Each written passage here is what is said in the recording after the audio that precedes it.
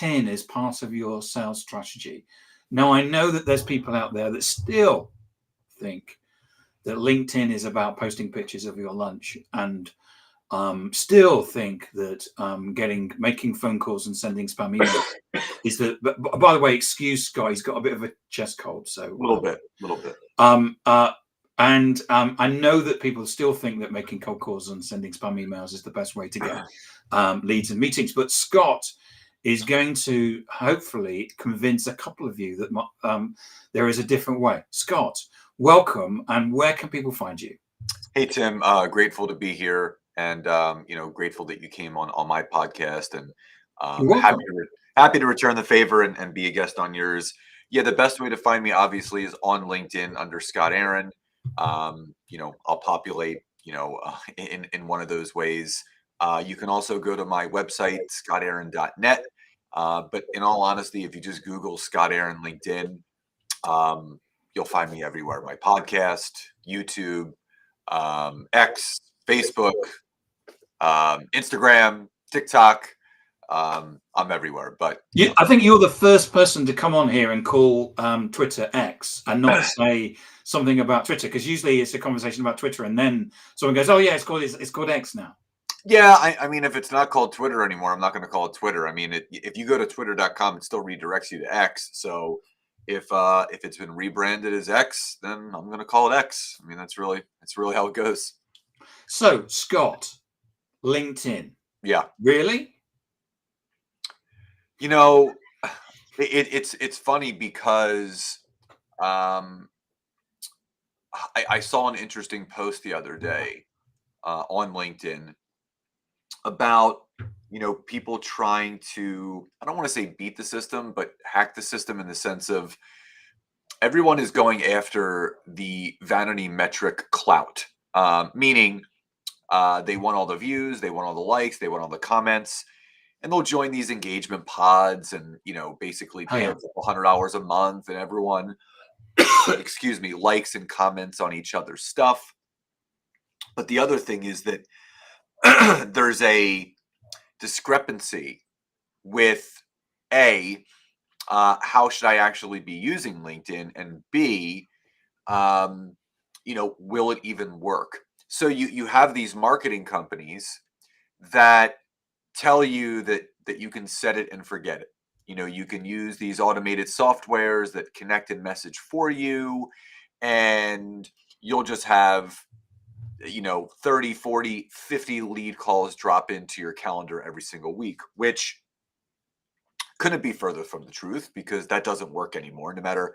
And there will be people that tell you that that does work, and it doesn't. The second thing I'll say to that, if you are using automated software, if you're using a marketing company, if you are automating any of that connection and message process, you're actually in violation of the user agreement of LinkedIn. You are. And you do run the risk of getting your account not just restricted, but deleted. So LinkedIn is I know people that have had that done to them. Me too. LinkedIn's not playing around anymore. So it does work. You just have to get creative in the way of how you're communicating with people and how you're connecting with them. But I still see on LinkedIn, and for me, I'm British, so I find irony extremely funny. I come from a background of Monty Python and stuff. So when I see people using social media as a way of actually telling me to do cold calling, I find it really funny. Because if cold calling worked, why are they coming on social media to tell me? Surely they'd ring me up to tell me. Well, cold calling worked when phone books still existed about 35 years ago. Yes. So there's anyone that tells you that there is still a place and a space. And it's so funny, Tim. I did a poll the other day. Funny story. Last week, I got a random phone call. I had dropped my son off after baseball tryouts. It was a Sunday night. He was trying out for a travel team, which he made. So I'm very happy about that. And I'm driving home, and my phone rings. And it wasn't like a block number or potential spam number. It looked like a real number, so I answered it. And it was a LinkedIn connection of mine that I had never spoken to, never talked to, that was basically saying, "Hey, Scott, it's so and so. We're first connections on LinkedIn, and I wanted to give you a call to personally invite you to an online presentation in about an hour. Would you like to join?" And I'm like, "No, and please don't call me out of the blue like this ever again." So this is what people are doing. So I did a poll, basically saying, "Have you ever received an unwarranted email or phone call from any of your LinkedIn connections without asking for permission?" So I had all these old school sales professionals saying they don't need to ask for your permission. Without sales reps, there would be no money being made in business. Smiling and dialing is okay. Cold calling is fine. And then there were some, I don't want to say newer age, but obviously you and I were not the same age. But the one thing that I think unites our theories is we have adapted to the ways of how you should be connecting and laying to rest things that don't work anymore. And for me, if I was strictly just teaching sales professionals how to generate more leads, I could promise you one of the things that I wouldn't be teaching them would be to unwarrantedly call their LinkedIn connections and email them without their permission.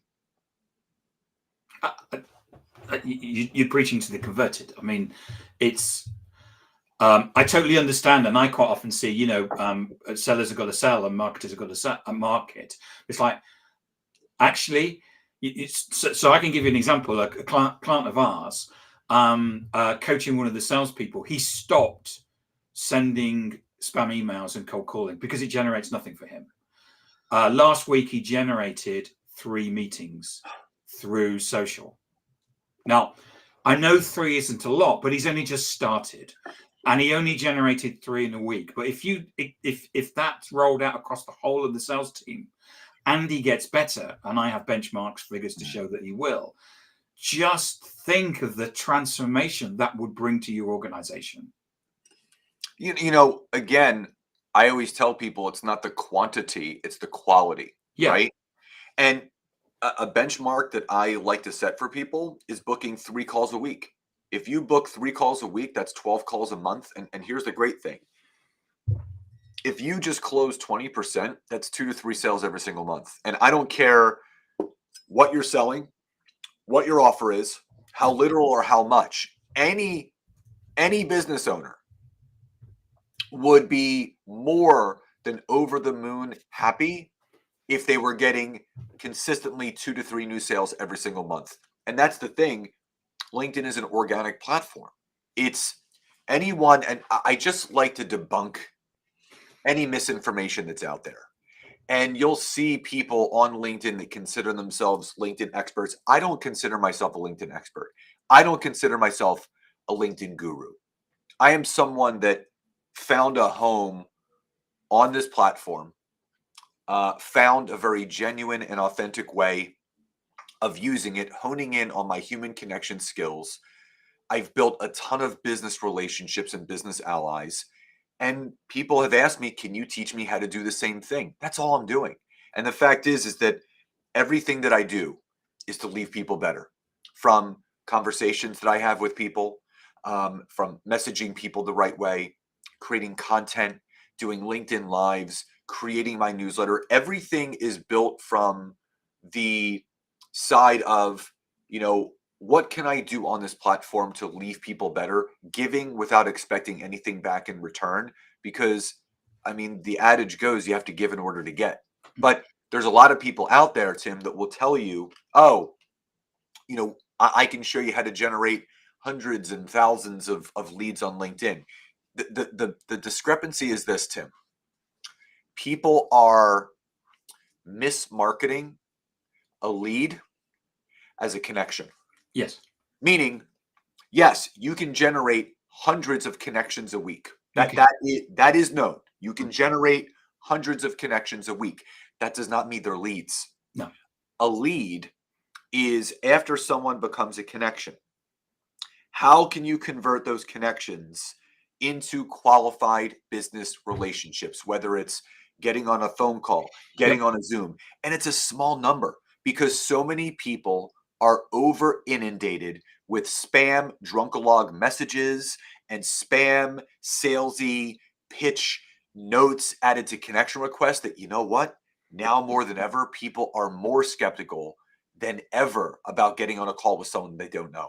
That's why you have to double, triple, quadruple down on the value of the content that you provide, because that is what builds the know, like, and trust. And when those people start engaging in your content, they start attending your weekly LinkedIn Live, they start voting in your polls, they start connecting with you, they start commenting, they start engaging. Guess what? That is an open door for you to then send a nice message saying, thanks for engaging in my content. Would love to hop on a call or a Zoom to hear about your business, share more about mine, and how we can support each other. That is how marketing and business connections are made. So, Scott, that's why LinkedIn. What about, why do you need to build a network? And you know, you've already said there's a difference between contacts. You can get a piece of software that will basically generate loads of contacts. Oh yeah. And a network. What is the difference? And why do you need a network? Yeah, so the network aspect of LinkedIn is vital, because the greatest amount of organic visibility with reach of your content and information is on LinkedIn right now. So you can get more traction, more visibility through building the right kind of network. So I always tell people, when you're building a network on LinkedIn, it has to be done from two aspects. Number one, ideal clients. So from a profession or industry title standpoint, who are the people that if you connected with them, they accepted, and they would start seeing some of the content that you're pushing out, it would resonate with them. It would be like, man, Scott is talking directly to me. That is a pain point that I'm having. That is an area of business that I'm struggling with. You know, I need to either A, reach out to him directly, or B, pay close attention to everything that he puts out there. So that's the first part. So when you build a thriving network of people that are potential clients and customers, you're always going to have a pool of people and a pipeline of leads coming in. The other side of it is the power partner or business ally. Too many entrepreneurs put themselves on an island by themselves, in the sense that I don't need any help. I'm gonna put those blinders on and I'm just gonna run full steam ahead, and I'm not gonna get any help from anyone because I can do this on my own.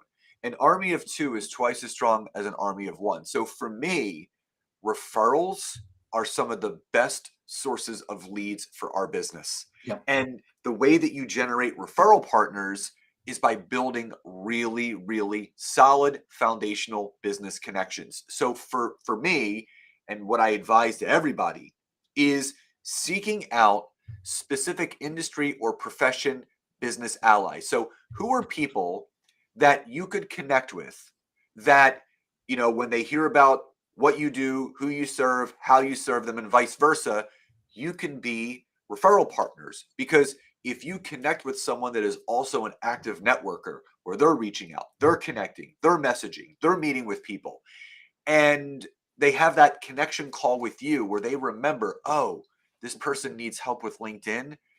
I have a person for you that can help you with that. Let me do an introduction. And that's where the magic happens. So your network is in direct correlation to your net worth. Gary Vaynerchuk talks about this all the time. So you're not spraying and praying on LinkedIn, meaning you're not just, clicking the button and trying to build, the biggest network possible.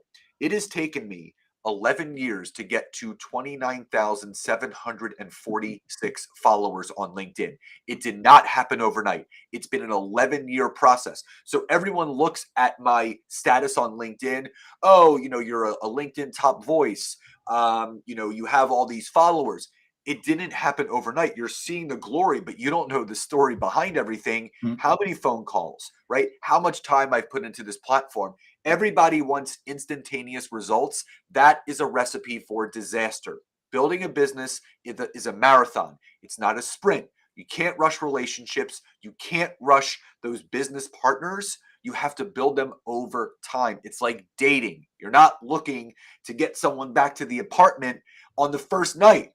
You're looking for a second, a third, a fourth, a fifth date where there's a meaningful connection made, and it's a bond that will never be broken. So how can we measure message connections? Because what I see that out on LinkedIn is, well, LinkedIn make money from sending emails, which is ultimately spam. Right. But what can we do to actually grow our networks to actually get to build that network? So there's four things that I typically recommend. Number one, you can still send that very genuine first reach out message organically to someone that accepts your connection. So, I send Tim a connection request, he accepts. I can send him a message later that day or the next day, hey, Tim, great to officially be connections here on LinkedIn.